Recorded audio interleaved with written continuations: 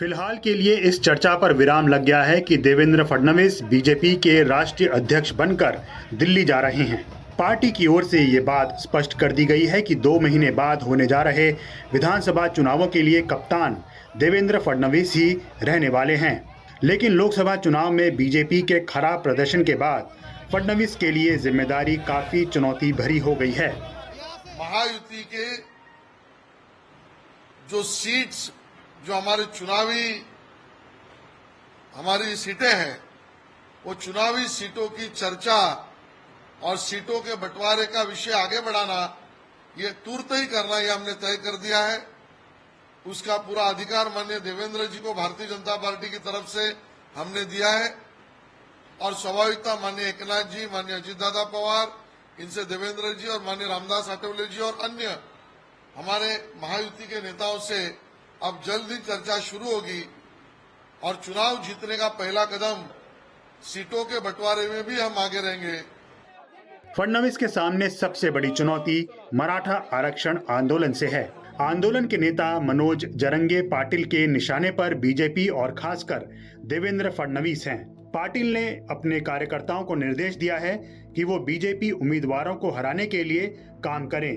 लोकसभा चुनावों में भी बीजेपी की सीटें इसलिए घट गई क्योंकि मराठवाड़ा और पश्चिम महाराष्ट्र में मराठाओं ने उसके खिलाफ वोट किया। ये देखना दिलचस्प होगा कि फडणवीस मराठाओं के इस विरोध से कैसे निपटते हैं। दूसरी चुनौती है भाजपा नेताओं को विपक्षी खेमे में जाने से रोकने की। आमतौर पर चुनावों से पहले जिसका पलड़ा भारी दिखता है, नेता और कार्यकर्ता उसकी तरफ जाते हैं। 2019 में एनसीपी के नेता बीजेपी में शामिल हो रहे थे, लेकिन इस बार उल्टी गंगा बहने की आशंका है। फडणवीस के सामने तीसरी बड़ी चुनौती है महायुति को साथ रखने की।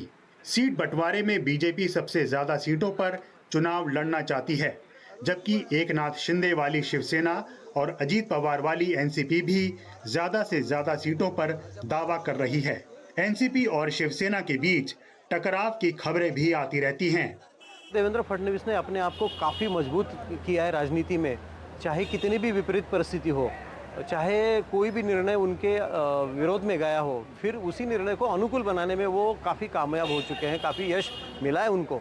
और आज की तारीख में उनके जैसा नेता भाजपा के पास नहीं है, उनके जैसा चेहरा भाजपा के पास नहीं है। तो मुझे लगता है ये काफ़ी बड़ा निर्णय है। अगर दिल्ली ने अगर ऐसा निर्णय लिया है तो काफ़ी बड़ा निर्णय है कि महाराष्ट्र की राजनीति में देवेंद्र ही अंतिम शब्द अपना देंगे और वही निर्णय लेंगे कि चुनौती क्या है, कैसे उसका सामना करना है, उम्मीदवार किसको बनाना है और कैसे चुन कर लाना है। हिंदी की एक मशहूर कहावत है कि सोने की असली परख कसौटी पर होती है।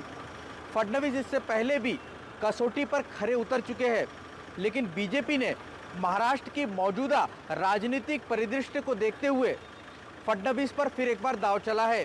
देखना दिलचस्प होगा कि फडणवीस क्या इस बार फिर एक बार कसौटी पर खरे उतर पाते हैं।